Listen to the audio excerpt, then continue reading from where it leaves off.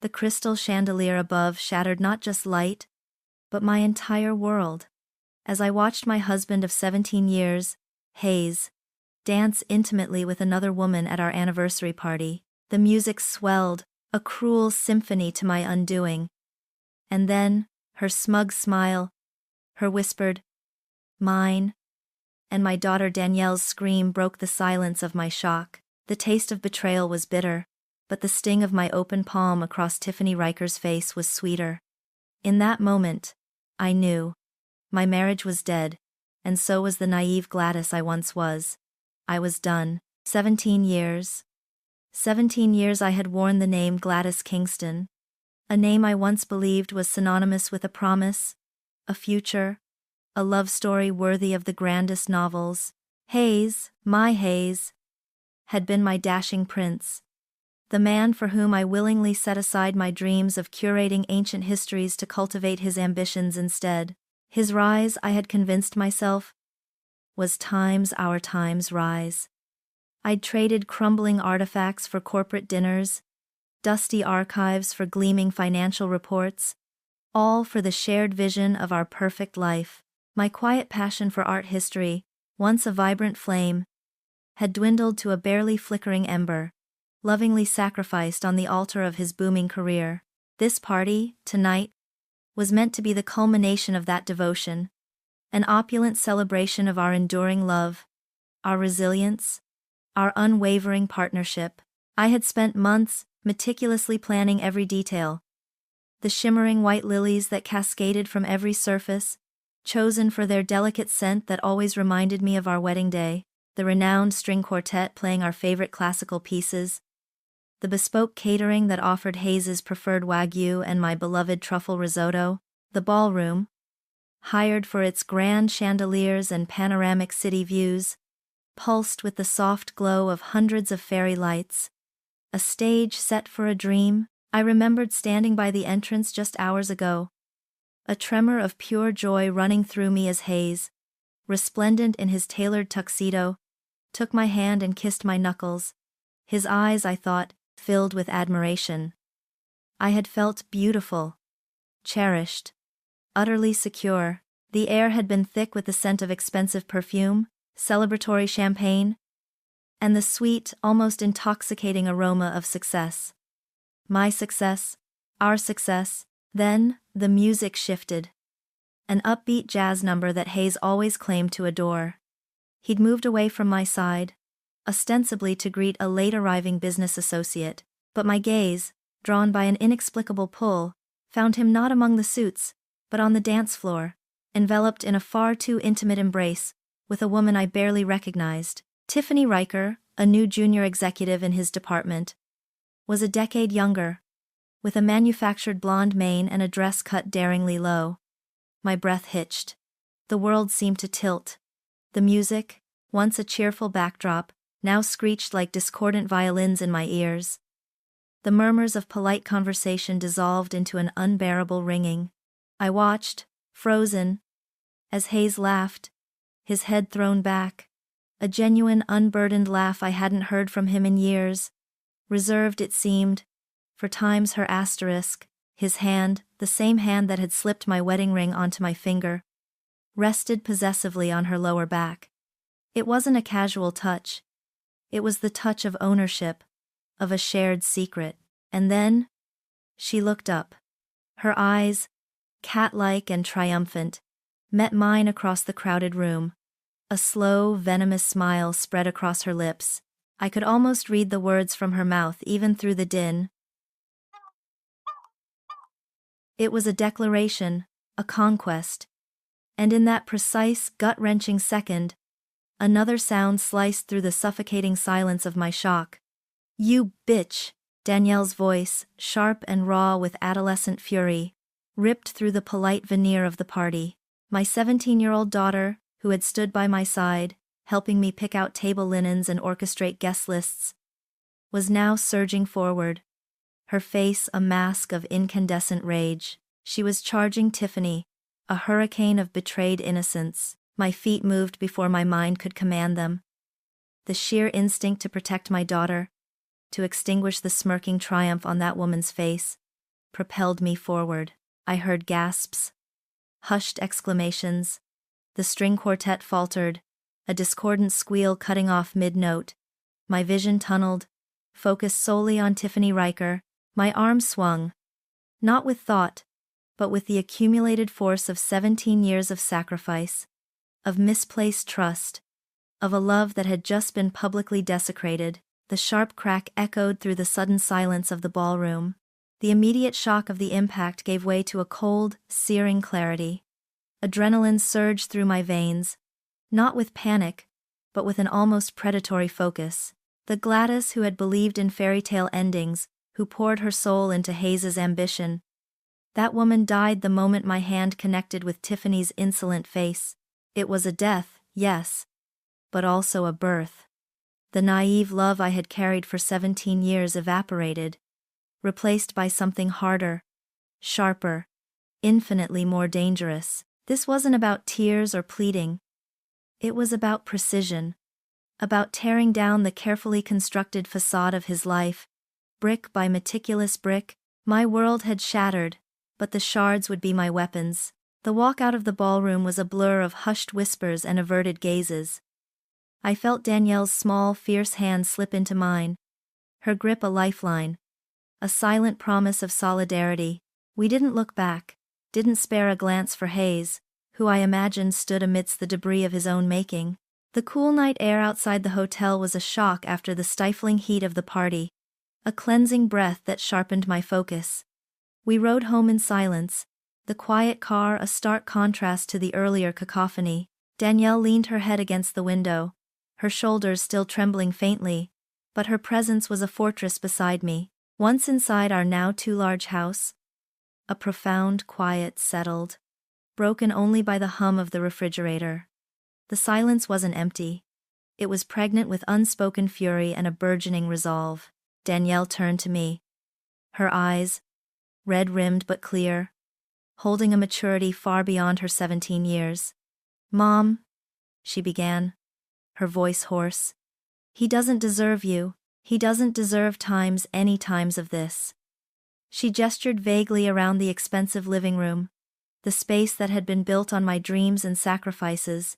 Her simple words were a balm, a mirror reflecting the steel I felt forming inside me. It wasn't just rage. Not anymore.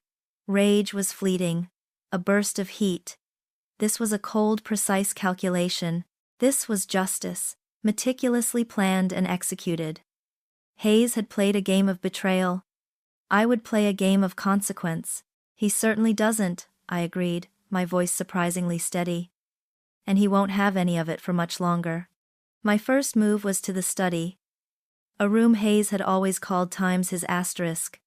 I sat at Times his Times mahogany desk, pulling out Times my Times phone. Kristen Austin, the city's top real estate agent, answered on the second ring. "Kristen," I said, my voice betraying none of the turmoil that had just erupted, "I need you to list the house.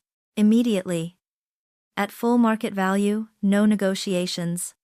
I want it gone, yesterday." She, a friend for years, simply said, "Gladys, are you all right? What happened?" "I'll explain later. Just do it." This house, a sprawling testament to Hayes's perceived success, was a cornerstone of my Times inheritance, lovingly left to me by my parents. They had worked their fingers to the bone, not for Hayes, but for me, Times to have security, a quick, searing memory of my mother's warm hands, my father's proud smile as they signed the deed over to me before they passed, reinforced the sacred trust I held. Hayes had simply inhabited it, like a parasite on my family's legacy. Now, it would fund my future, not his.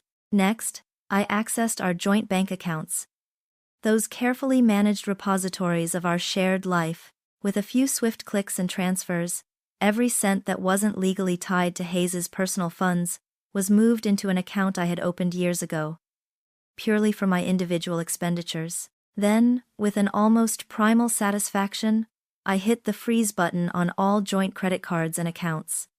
The digital ping of confirmation was a small, quiet victory. He wouldn't just be homeless, he'd be penniless. Finally, I made the call I knew would signify my unwavering intent.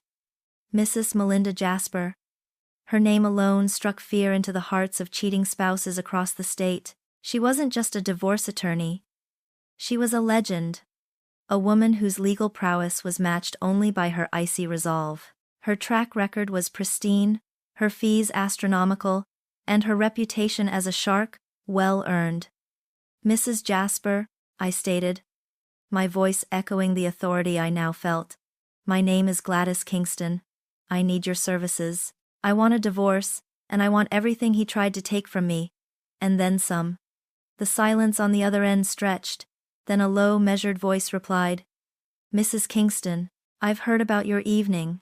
It seems you've had quite the wake-up call. Tell me everything.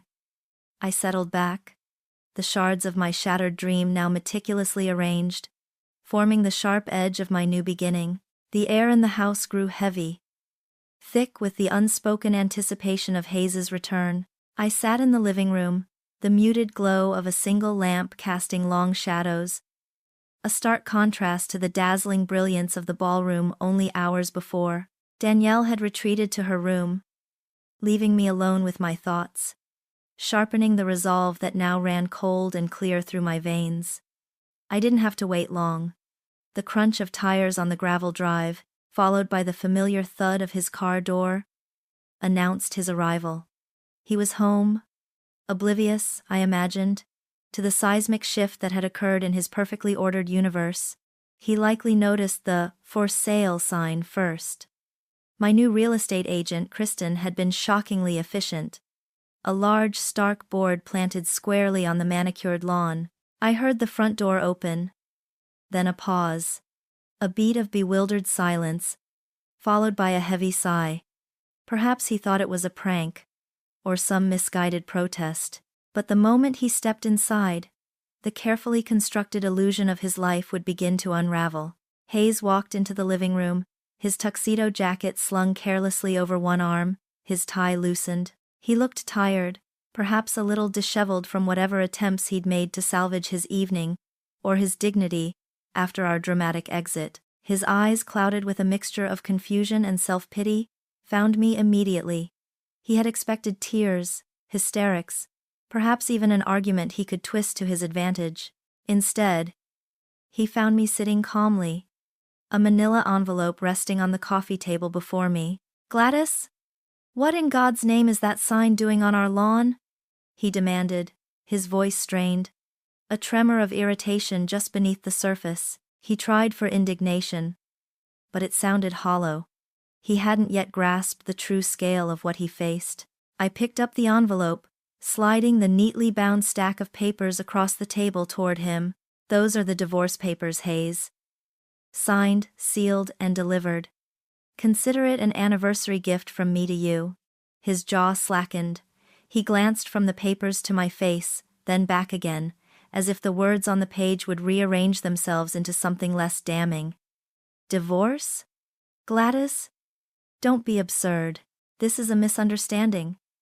A lapse in judgment. Tiffany means nothing. You know that."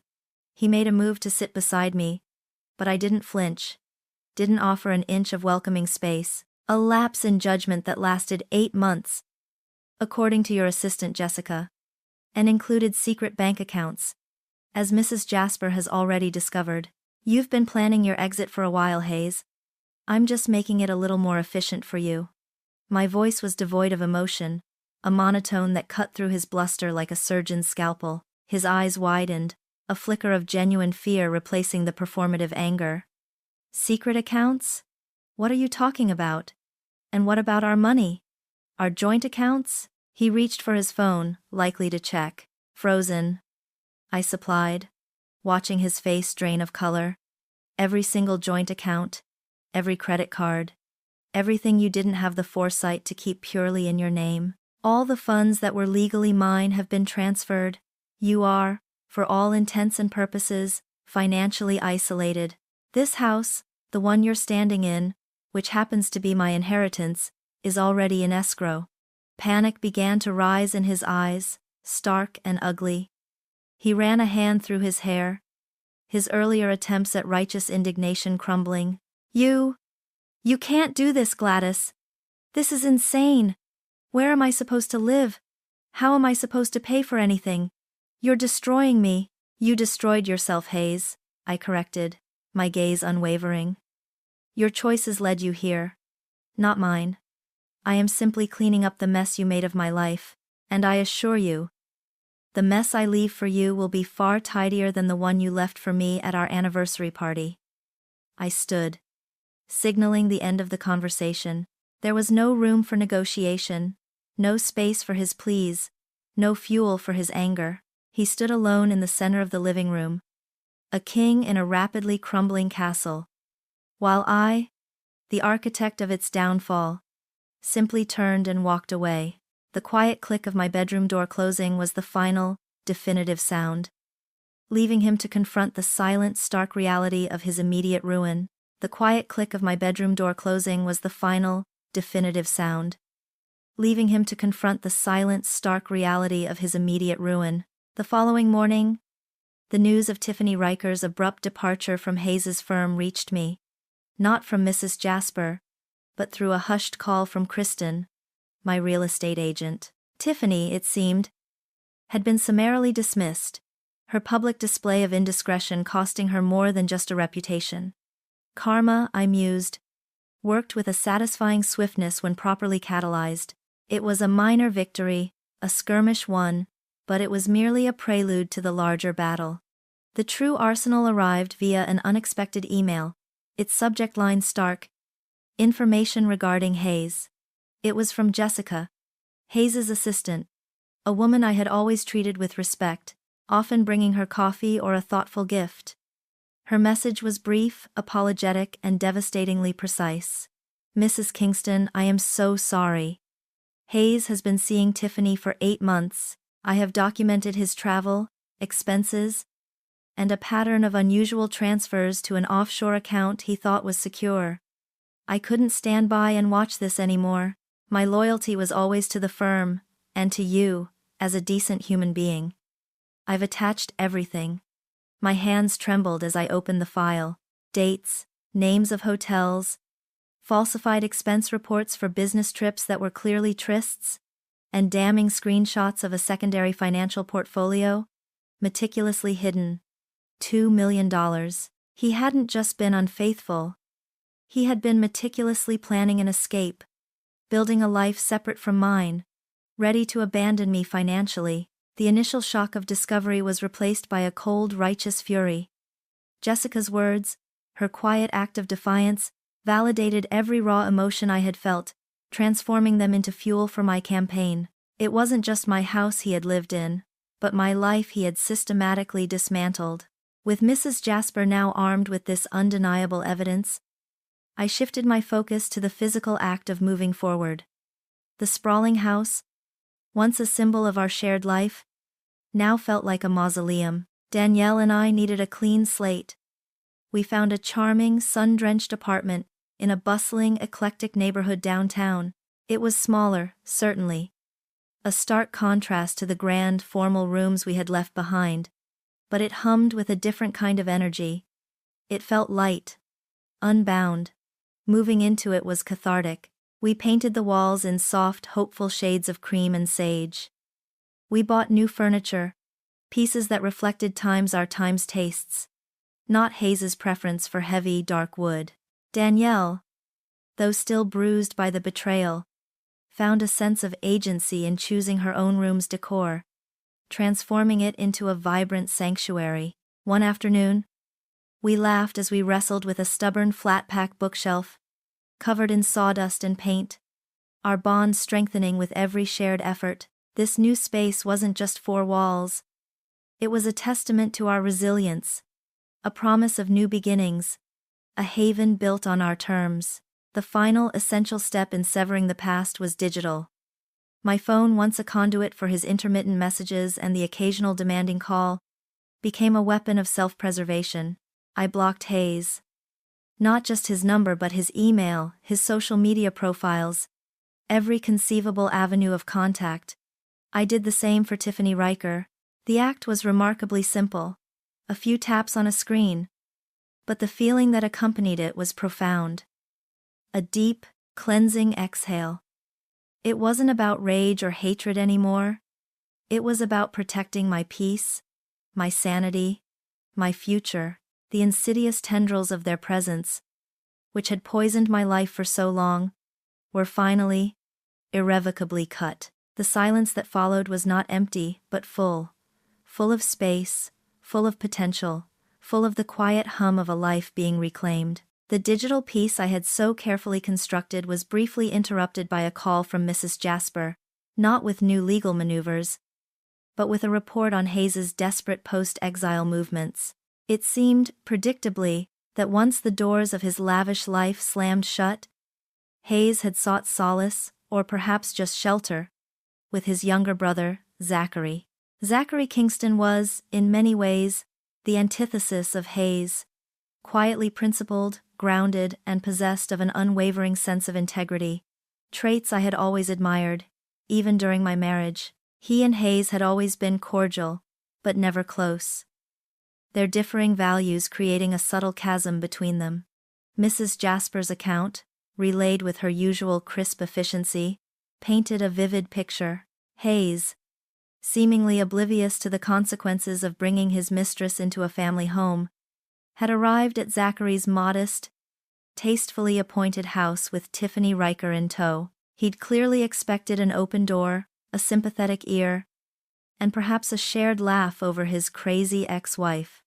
But Zachary, I knew, valued loyalty and family above all else, and his definition of family extended beyond just blood. He tried to spin it, Mrs. Kingston, Mrs. Jasper reported.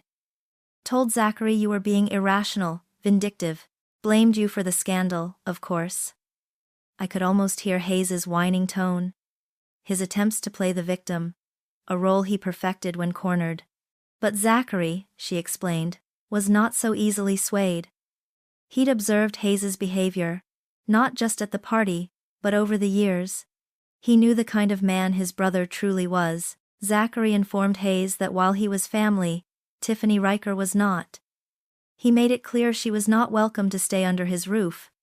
Mrs. Jasper continued, a hint of satisfaction in her voice. I imagined the scene. Hayes, sputtering with indignation, Tiffany, her smugness likely evaporating, standing awkwardly in Zachary's entrance hall. He told Hayes that what he had done to you and Danielle was unforgivable, a betrayal of everything their family stood for. He emphasized that his home would always be open to Danielle, and to you, should you ever need it, but not to the source of his brother's dishonor. A quiet sense of vindication settled over me. Zachary's unwavering moral compass was a rare thing, and it pointed squarely away from Hayes. His refusal to sanction Hayes's infidelity, to even provide refuge for his mistress, spoke volumes. It wasn't just a rejection of Tiffany.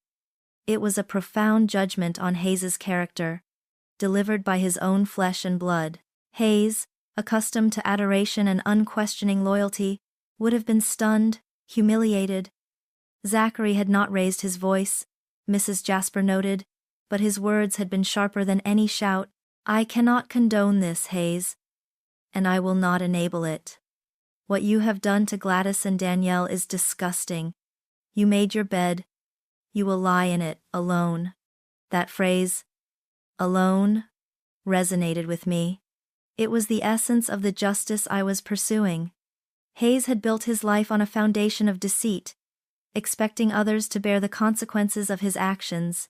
Now, he was being forced to confront the solitude of his own making. Zachary's disillusionment was complete, a definitive crack in the family facade Hayes had so carefully maintained. My former brother-in-law, a man I now realized held more integrity than my husband ever had made his choice. And his choice affirmed mine. A quiet reassurance that even in the wreckage of betrayal, there were still honest hearts. The rift between the brothers, Mrs. Jasper concluded, was now a chasm, unbridgeable by Hayes's empty apologies or desperate pleas. It was just another brick falling from Hayes's crumbling castle, and I felt not glee, but a profound, almost peaceful, sense of inevitability. The quiet certainty of Hayes's isolation, a profound stillness granted by Zachary's judgment, was quickly followed by the satisfying hum of wheels in motion.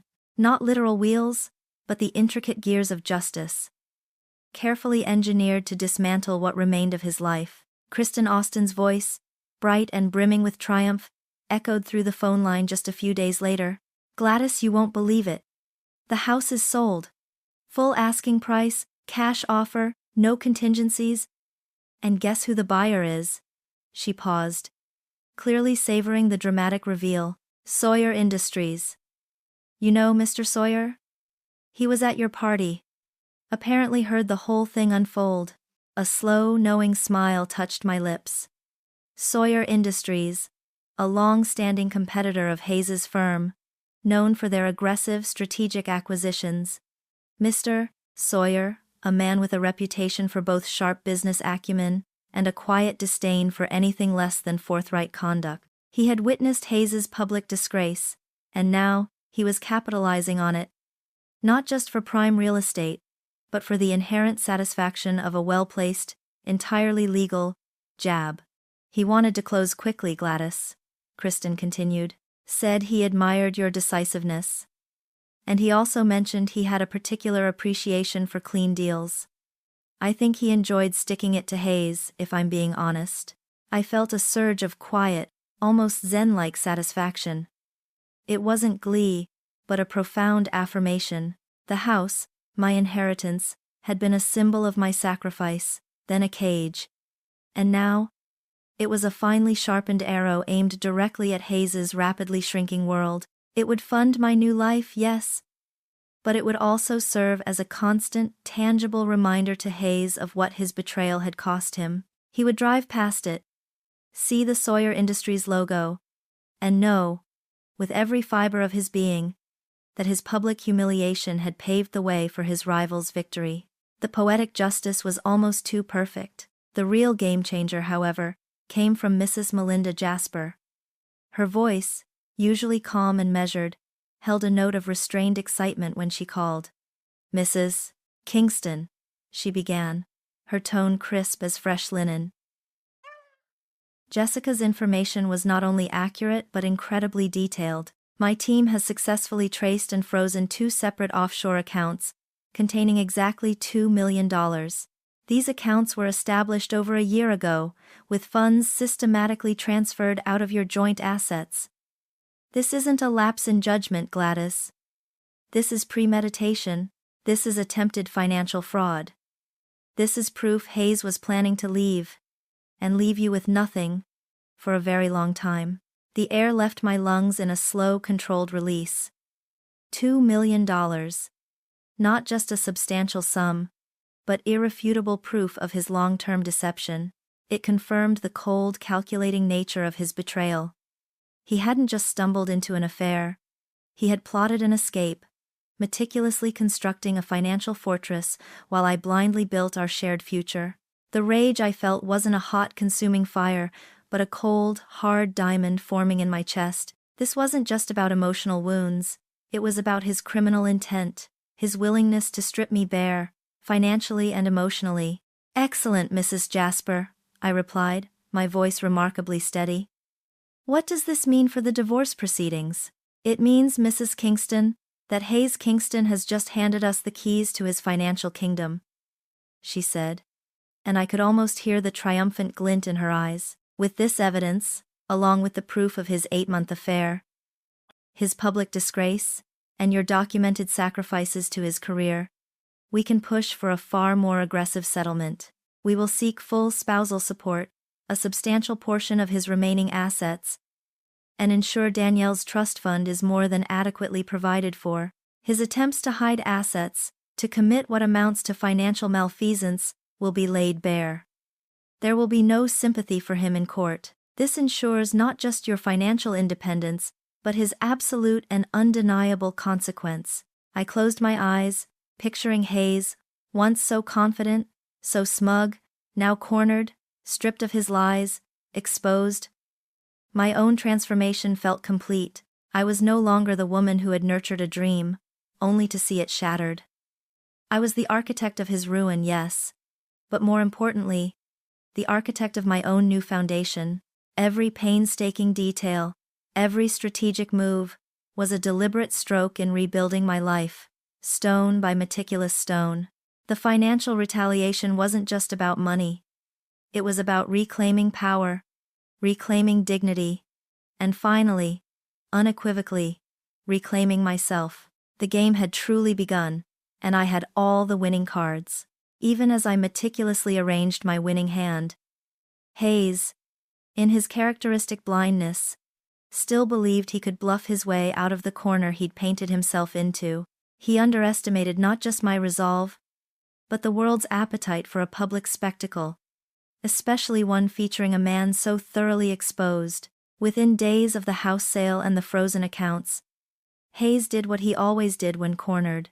He sought to control the narrative. He booked an interview on a local news channel, a desperate, ill-advised attempt to clear his name. I watched it unfold from the quiet comfort of my new apartment. Danielle beside me, a bowl of popcorn untouched between us. Hayes sat across from the interviewer, looking appropriately contrite in a dark suit. His eyes carefully calibrated to convey wounded innocence. He spoke in hushed, earnest tones, painting himself as the victim of a vindictive ex-wife, a woman unhinged by jealousy, driven by a thirst for his wealth. Gladys has always been prone to dramatics, he began, sighing mournfully. This situation with Tiffany was a brief, regrettable indiscretion, a moment of weakness, nothing more. I was trying to save our marriage, to protect my family, but her reaction has been extreme. Destructive. She's taken everything. He even managed to squeeze out a few artful tears, dabbing at his eyes with a pristine white handkerchief, implying I was tearing his life apart for no justifiable reason. He portrayed Tiffany as a naive junior colleague, manipulated by his charm, rather than a willing participant in a prolonged affair. His performance was a masterclass in self-pity, designed to elicit public sympathy, to turn the tide of opinion back in his favor. For a moment, a flicker of doubt, a faint tremor of my old, naive self, tried to surface. Had I gone too far? Was I indeed vindictive? Then, the cold clarity returned, sharp as a winter morning. He truly believed he was the victim. He truly believed his lies. And that, more than anything, fueled the quiet inferno within me. But Hayes had forgotten one crucial detail. Mrs. Melinda Jasper. She was not merely a legal shark. She was a strategist, anticipating every move, every countermove. Her team had been poised, waiting for this exact moment. As Hayes's interview aired, as his carefully constructed facade began to flicker across screens, Mrs. Jasper's office initiated the swift and devastating counterattack. A meticulously curated video compilation, authenticated and time-stamped, began to flood the internet. It wasn't just one clip. It was a mosaic of betrayal. Hayes and Tiffany, hand in hand, laughing intimately at a beachfront resort. Hayes, embracing Tiffany passionately outside a restaurant in a city he'd claimed to be visiting for a solo business trip. Hayes, discreetly entering Tiffany's apartment building late at night. The videos spanned months, each frame a hammer blow to his brief indiscretion narrative. There was no denying the intimacy, the familiarity, the calculated deception that contradicted every tearful word he uttered on television. The internet, a beast both merciless and swift, erupted. Social media platforms became a roaring firestorm of indignation. The hashtags number Hayes the Hypocrite and number Kingston Karma trended globally. Memes of Hayes's tearful face plastered over screenshots of him canoodling with Tiffany spread like wildfire. Traditional news outlets, initially hesitant, quickly pivoted, retracting their sympathetic reports and joining the chorus of condemnation. His carefully cultivated image as a respected businessman and devoted family man crumbled into a pile of ashes. Exposed for the sham it had always been, he was no longer just a cheating husband. He was a public pariah, a national punchline, a cautionary tale for anyone contemplating similar deceit. I watched it all, not with a triumphant roar, but with a quiet, almost serene detachment. Danielle, her earlier anger replaced by a grim satisfaction, squeezed my hand. "He deserved it, Mom," she whispered, her voice firm. I simply nodded. The satisfaction wasn't sweet. Not in a malicious way. It was the profound peace of watching the scales of justice finally balance, heavy with the undeniable truth. His public humiliation was not my doing, not directly. It was a consequence he had meticulously engineered himself. Brick by brick, lie by calculated lie. I had merely provided the world with the proof. The game was indeed in play, and Hayes had just shown his hand, a weak, deceptive hand, to a global audience. The world, it seemed, was now on my side. The global chorus of condemnation had barely begun to fade, when a far more seismic tremor shook Hayes Kingston's already crumbling world. It came from the one man whose approval he had always craved, whose respect he had squandered with such careless abandon. His father, Kingston Nicholas. Kingston Nicholas was not a man swayed by public opinion or fleeting scandal, but by an unwavering, almost archaic code of honor and integrity. He was the patriarch, a titan of industry whose name commanded respect, built on generations of hard work and unblemished reputation. To him, betrayal of family, particularly in such a public and vulgar manner, was an affront to everything he stood for. I knew him to be a stern man, a man of few words, but when he spoke, the world listened. And now, he was about to speak about his eldest son. The news broke not through an anonymous leak, but a formal press release from the Kingston Group, his multi-billion-dollar conglomerate. It was terse, unsparing, and utterly definitive. In it, Kingston Nicholas announced, with profound regret, the immediate and permanent severance of all ties with Hayes Kingston. He was removed from the board of directors of every family business, divested of all investments, and stripped of any claim to the family legacy. The statement cited a complete and irreconcilable breach of trust and conduct unbecoming of a Kingston, a public disownment that reverberated far beyond the financial district. For Hayes, who had always clung to the prestige of his family name, this was not just a financial death sentence. It was a complete annihilation of his identity. He was no longer a Kingston, not in the eyes of his father, and therefore, not in the eyes of the world that mattered to him. Mrs. Jasper delivered the final exquisite detail with a quiet flourish a few days later. "Mrs. Kingston," she informed me, her voice echoing the gravity of the announcement, "Kingston Nicholas has not only disowned Hayes but has also taken definitive steps regarding his inheritance. All shares, properties, and financial assets previously earmarked for Hayes Kingston have been formally and irrevocably transferred into a newly established ironclad trust for Danielle. He wishes to ensure her future security, entirely separate from her father's influence. And as a testament to his own principles, I felt a wave of profound relief wash over me, deeper and more potent than any satisfaction from Hayes's public shaming. This wasn't about revenge. It was about justice for my daughter.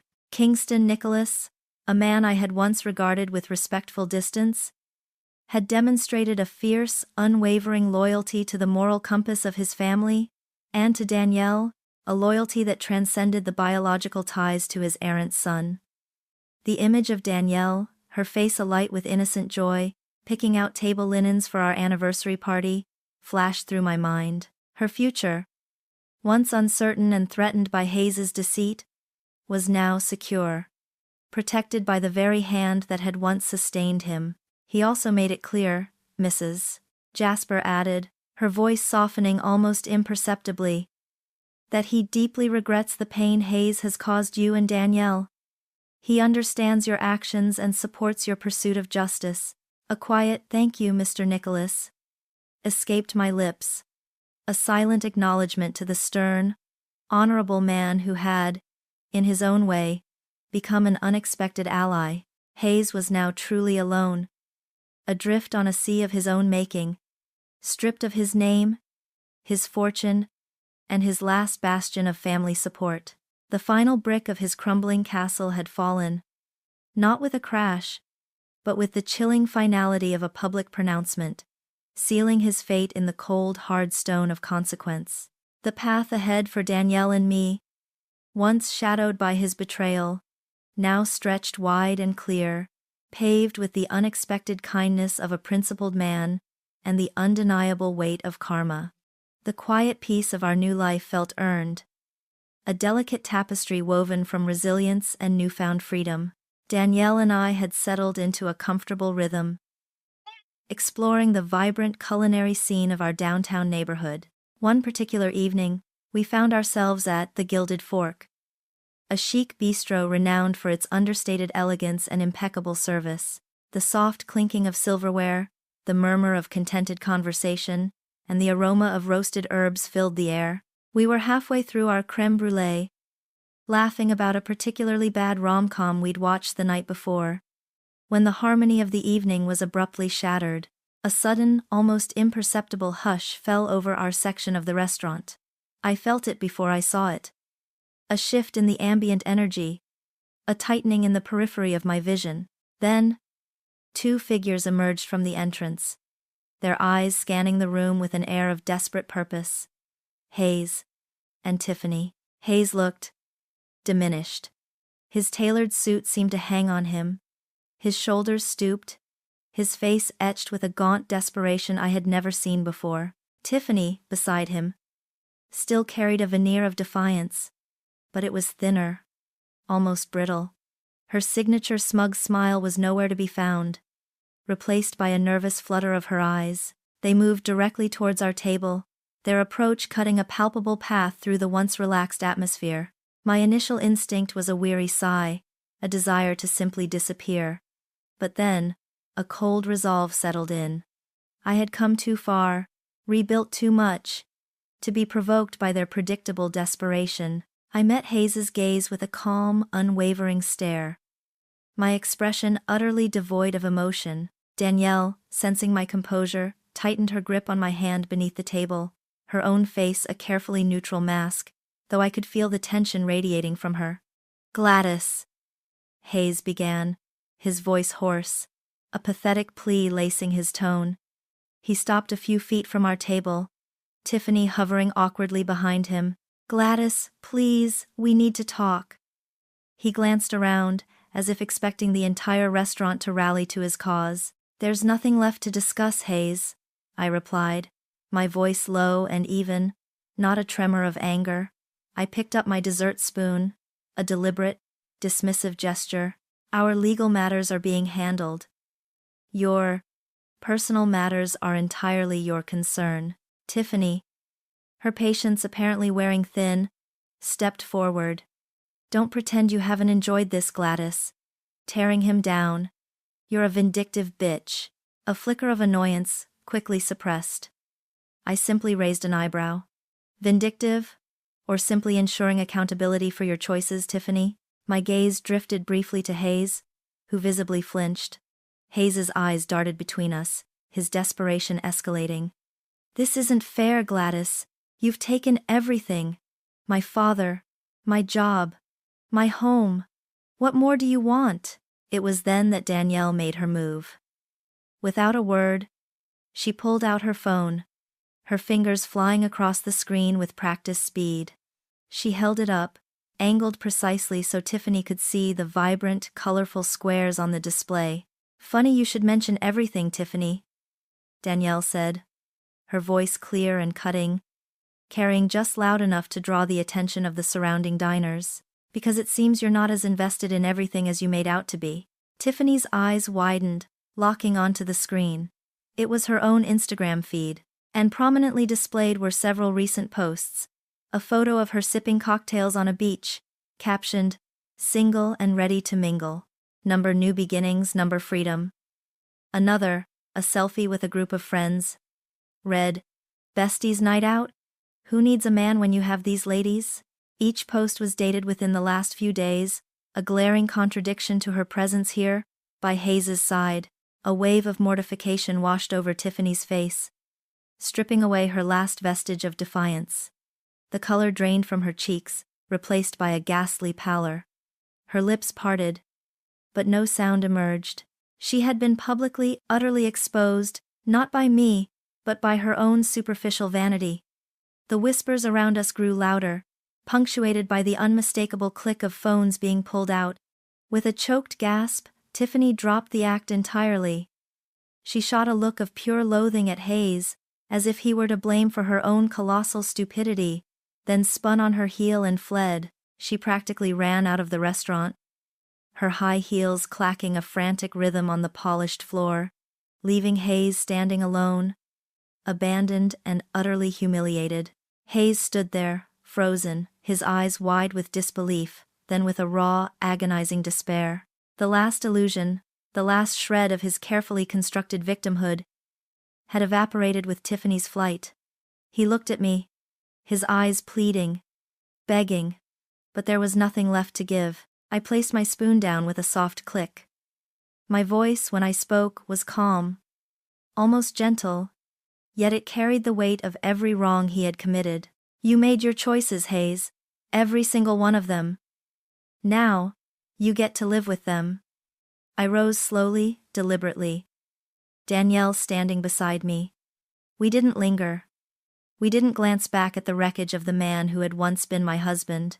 We simply turned, our backs straight, our heads held high, and walked out of the Gilded Fork.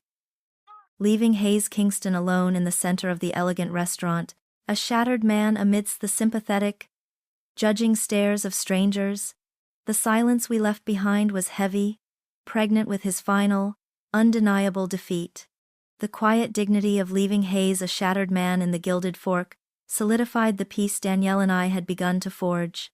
For me, that night marked the definitive close of a painful chapter. For Hayes it was merely the beginning of his true descent. He certainly tried to cling to the narrative that he was still a presence in my life, a wound I hadn't quite cauterized. My phone, however, remained a fortress. His calls, an endless barrage of unidentified numbers, were sent straight to voicemail, then deleted without a listen. His emails, initially pleading, then enraged, then desperate, landed in a dedicated spam folder, a digital graveyard I never visited. Even when intermediaries, old acquaintances swayed by his desperate pleas, reached out, I offered a polite but firm refusal. "There's nothing left to say," was my standard, unwavering reply. He made his choices. My peace, hard-won and meticulously guarded, was not negotiable. Mrs. Jasper, ever the meticulous chronicler of Hayes's unraveling, kept me indirectly informed. Each report from her office, relayed with the detached professionalism of a surgeon describing an inevitable procedure, further cemented the stark reality of his self-inflicted ruin. The final judgment of the courts, fueled by the offshore accounts and Jessica's damning evidence, left him with virtually nothing. His last few personal assets, once symbols of his inflated ego, were liquidated to cover legal fees and initial alimony payments that he still vehemently disputed. The expensive watches, the designer suits, the classic car he'd lovingly restored, all were gone, absorbed into the void of his consequences. The contrast between his former life and his new reality was stark, a chasm he had dug himself.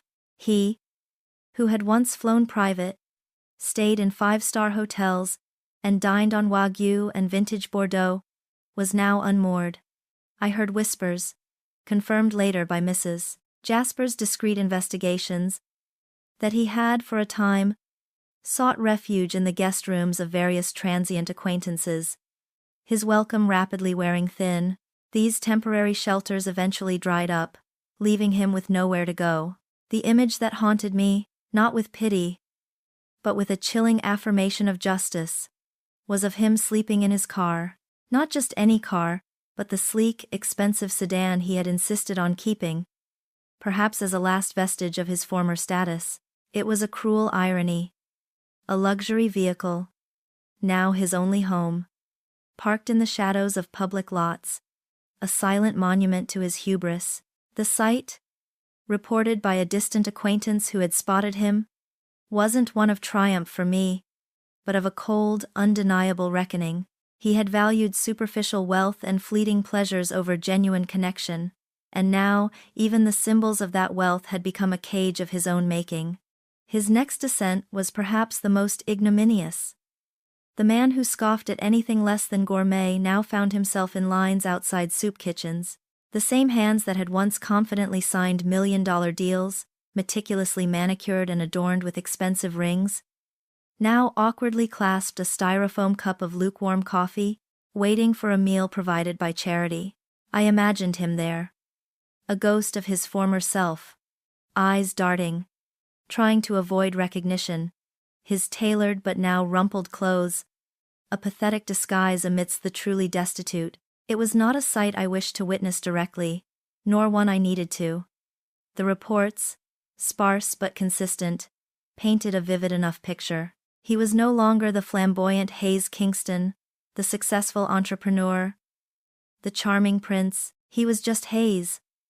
A man stripped bare, facing the hunger not just of his stomach, but of a soul starved of integrity, a direct consequence of the choices he had so carelessly made. His kingdom was gone, his castle razed, and he, its deposed ruler, was left to wander, picking up the crumbs of a life he had so cavalierly destroyed. While Hayes faced the hollow ache of self-imposed solitude, Danielle and I filled our days not with grand gestures or dramatic pronouncements, but with the quiet, nourishing rhythm of building a life anew. Our downtown apartment, with its wide windows overlooking a vibrant city park, had quickly transformed from a mere dwelling into a sanctuary. It was smaller than the grand house Hayes had once dominated, but every square foot pulsed with our time's energy, our time's choices, our time's freedom. We painted the living room a shade of warm ivory that seemed to capture the morning light, making the space feel expansive and hopeful. Danielle's room, once a battleground of adolescent angst, became a reflection of her blossoming self. Adorned with art prints she loved and shelves filled with books that sparked her intellectual curiosity, we cooked together, laughed over silly TV shows, and spent countless evenings simply talking, rebuilding a mother-daughter bond that had been tested and now forged in steel. This new home wasn't just walls and furniture. It was a testament to our resilience, a quiet symphony of peace after the discordant chaos. Yet, this newfound serenity was not born of idleness. The financial independence I had so fiercely fought for required diligent stewardship. The initial surge of adrenaline from the divorce proceedings had given way to a focused, almost meditative dedication to understanding the intricacies of the financial world. I found myself drawn to it, not out of necessity, but out of a burgeoning fascination. My historical research skills, once applied to ancient civilizations, now found a new application in analyzing market trends, company reports, and real estate projections. I devoured books on investment strategies, subscribed to financial journals, and sought advice from the most respected minds in the field. My first significant move was to invest a substantial portion of the divorce settlement into carefully selected real estate. I bypassed the flashy, high-risk ventures Hayes would have favored, opting instead for solid, undervalued properties with strong growth potential. I spent hours researching neighborhoods, calculating renovation costs, and predicting rental yields. It was a meticulous, almost artistic process, uncovering hidden value where others saw only neglect. Simultaneously, I delved into the stock market, learning to identify stable, dividend-yielding companies, and making strategic plays that gradually, steadily, expanded my portfolio. It was exhilarating, a chess game played with real-world impact, and I found an unexpected joy in mastering its rules. Over the next few years, I transformed from a betrayed wife into something entirely new. A shrewd investor, a quiet powerhouse, a financial genius. As some in my new circles began to whisper, my ventures diversified. From boutique commercial properties to innovative tech startups, each decision a carefully weighed step towards securing an unshakable future for Danielle and myself. The fear of financial insecurity, a ghost that had haunted me during Hayes's manipulations, was utterly banished, replaced by the profound satisfaction of self-sufficiency. But my transformation wasn't solely about financial conquests. The journey through betrayal and rebirth had been intensely personal, yet I realized its universal resonance. I started a blog, initially a private outlet for my reflections, a space to process the raw emotions of my experience. I wrote about the pain of discovery, the meticulous planning of my legal battle, the support of Danielle, and the quiet joy of rebuilding. I didn't mince words about Hayes's actions, but the focus was always on my own journey of empowerment. To my astonishment, the blog resonated deeply. Messages poured in from women around the world, sharing their own stories of betrayal, finding strength and validation in my words. What began as a cathartic exercise quickly evolved into a powerful community. Publishers took notice, and within a year, my blog posts became the foundation of The Phoenix's Gambit: Reclaiming Your Life After Betrayal, a book that soared onto bestseller lists. Signing copies at bookstores, speaking to rooms full of eager faces, I realized my personal crucible had forged not just my own freedom, but a beacon of hope for countless others. It was a profound, humbling realization, and a testament to the fact that even from the deepest ashes, a new, vibrant life could not only rise but shine.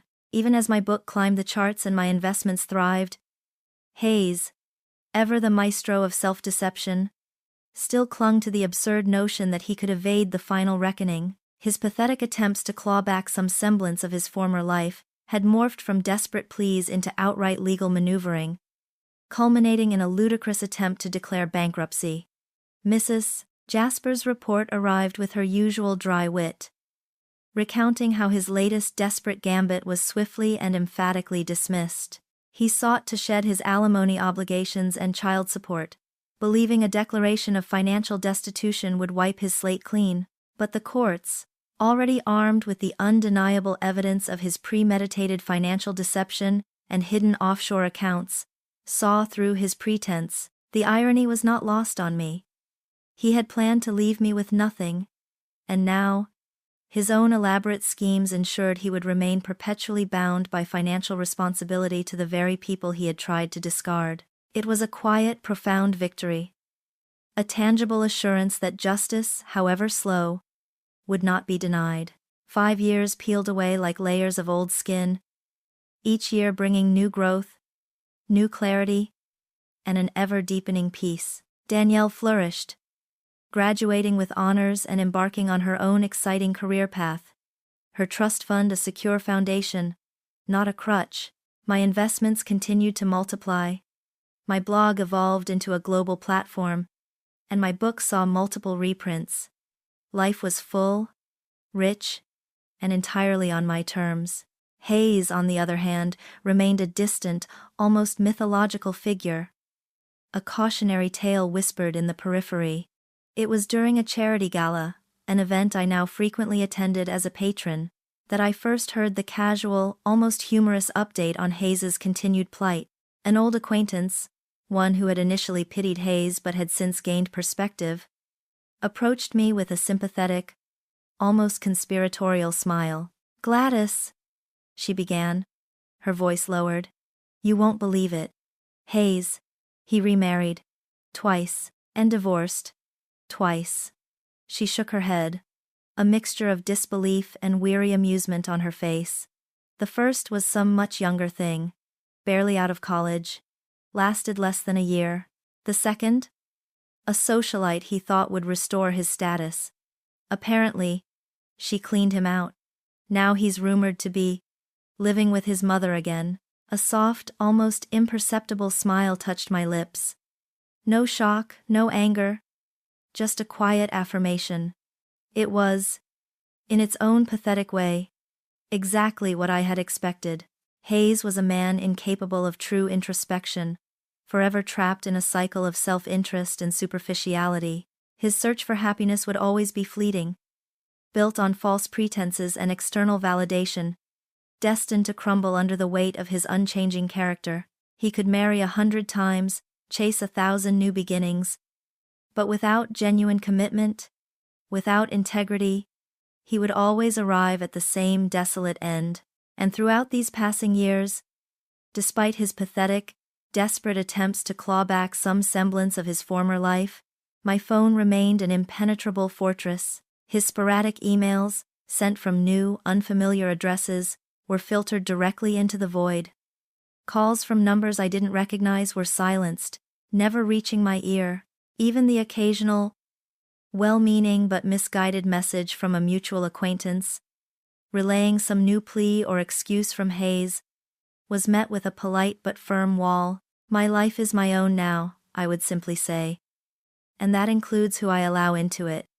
My peace was not negotiable, and the door to my past, to Hayes Kingston and all the pain he represented, remained shut, locked, and permanently sealed. The silence Hayes left behind was not an emptiness, but a canvas upon which Danielle and I painted a life vibrant with our own colors. Our sun-drenched apartment, nestled amongst the city's pulse, had ceased to be merely a place of residence, and had become the very heart of our new beginning. Every morning, the scent of freshly brewed coffee mingled with Danielle's cheerful chatter as she prepared for her own burgeoning career, a testament to her independence and brilliance. Our evenings were often filled with shared meals, debates over current events, or simply the comfortable quietude of reading side by side. Financial independence, once a desperate goal, was now a quiet hum of security, allowing us the freedom to pursue passions, support causes we believed in, and travel to destinations that once existed only in my wildest dreams. There was a profound emotional peace that settled into my bones, a lightness I hadn't realized was missing for so many years. It was the peace of knowing my worth, untethered from another's perception, and of building a life where joy was not just possible, but plentiful. This new life, so rich and fulfilling, extended its warmth beyond just Danielle and me. Kingston, Nicholas, Hayes's father, had become a steadfast, if reserved pillar of our extended family. Our regular Sunday dinners at his stately home were now an anticipated tradition, filled not with strained politeness, but with genuine affection. He treated Danielle not just as a granddaughter, but as a young woman whose intellect and resilience he deeply admired. And he looked upon me with a quiet respect that spoke volumes. Zachary, Hayes's brother too, found a comfortable place in our lives.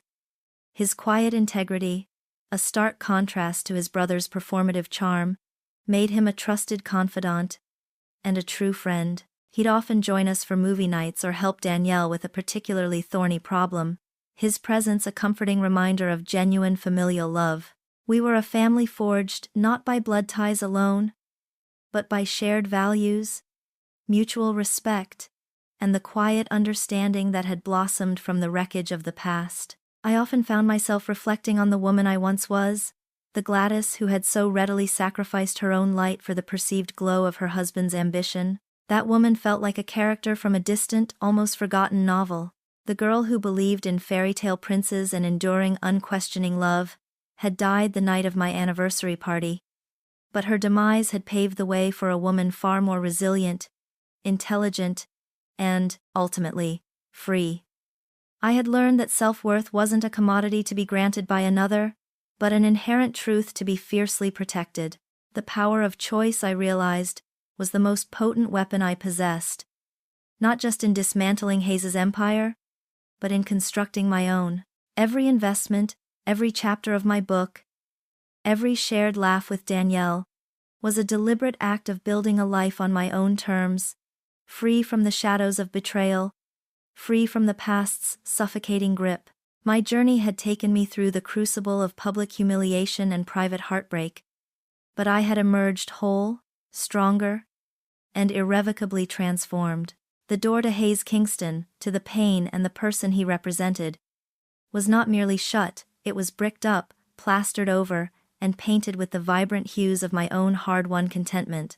Danielle, my fierce and loyal daughter, stood beside me, a living testament to our shared triumph. Our future stretched before us, an unwritten narrative of happiness, independence, and profound, lasting serenity.